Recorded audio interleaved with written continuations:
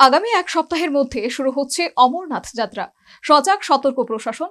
এই মতাবস্থায় জম্মু ও কাশ্মীরে সীমান্তের সেনার গুলিতে খতম 2 পাক জঙ্গি। নিরাপত্তা বাহিনী গোটা এলাকা জুড়ে শুরু করেছে তল্লাশি অভিযান।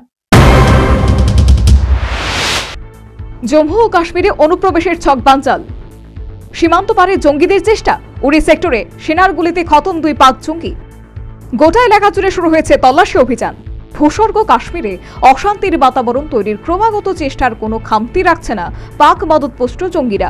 চেষ্টা জারি রেখেছে সীমান্ত পেরিয়েও কাশ্মীরে প্রবেশ করে অশান্তি বাঁধানোর। তবে জঙ্গিদের সমস্ত কার্যকলাপ উড়িয়ে দেওয়ার জন্য সচেষ্ট রয়েছে সেনাবাহিনী।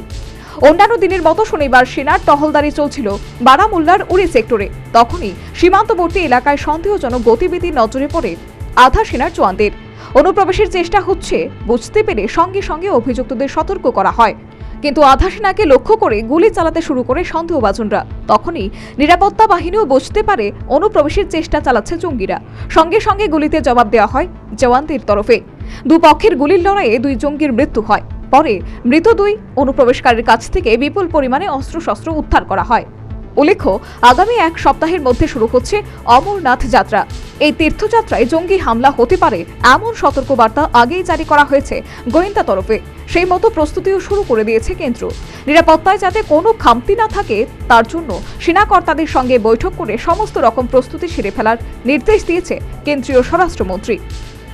Bureau report, news vanguard.